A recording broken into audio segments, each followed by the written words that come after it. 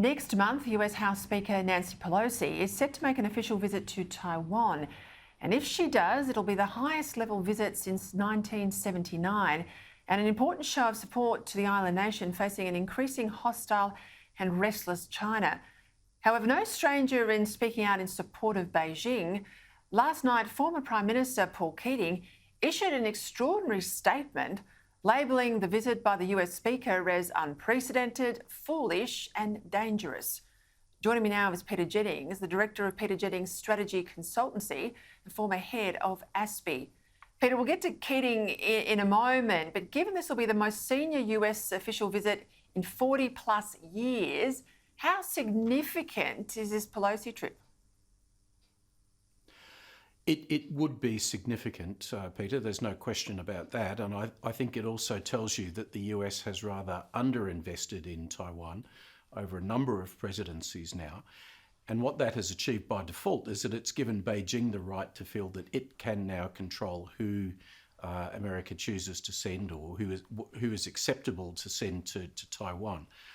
Frankly, with Beijing having created such a fuss about this, I think the Americans have absolutely no choice now other than to send Nancy Pelosi. What's been dismaying to me has been, yet more dithering from President Biden, who just can't seem to stop himself from giving us a stream of thought view about the internal debate inside his administration. Really what the Americans should simply have done is get Pelosi over there. And the first that anyone should really have known about it was when she's meeting with President Tsai. And at the same time, I would have the USS Theodore Roosevelt or another American aircraft carrier operating air landings and takeoffs somewhere in the vicinity of the Taiwan Straits, just to remind China that the US is not going to be told by Beijing where its senior political leadership can travel.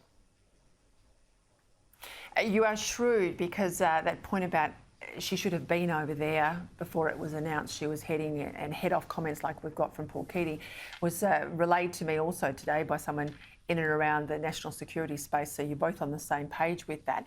What was driving this this sort of rhetoric from Keating? I mean, it's no mean feat for a former Prime Minister to issue a statement. What's behind it? Well, Paul Keating gets ever more extraordinary in his comments about the Australian intelligence community and China in particular.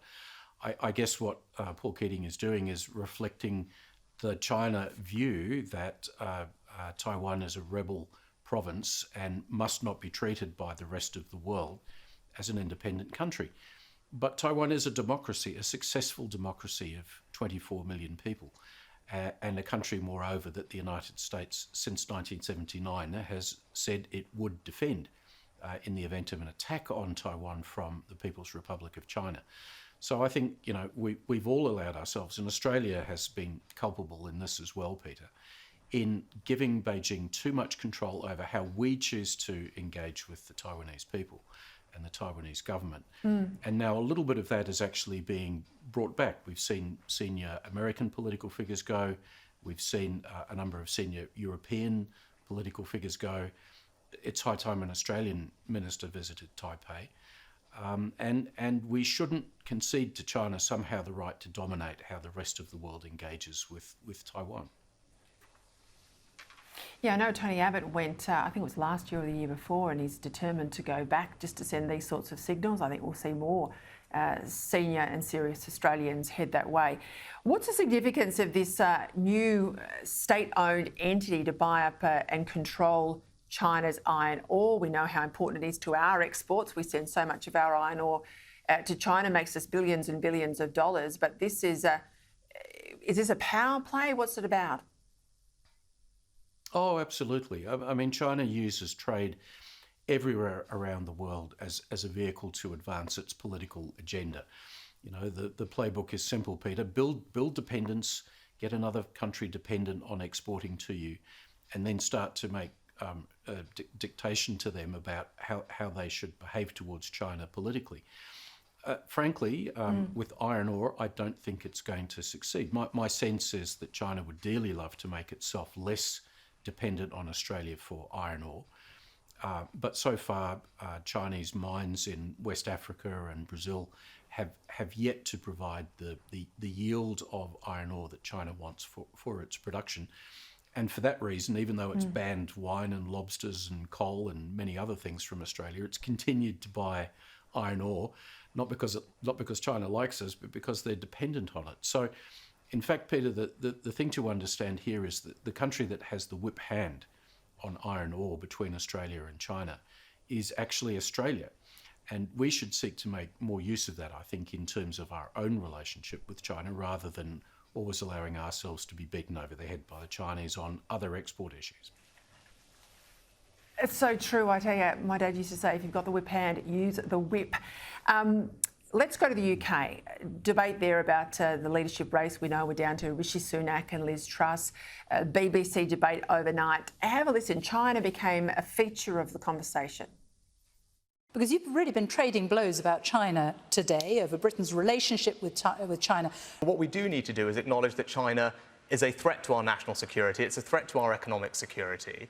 As recently as a month ago, you were pushing for closer trade relationships with China.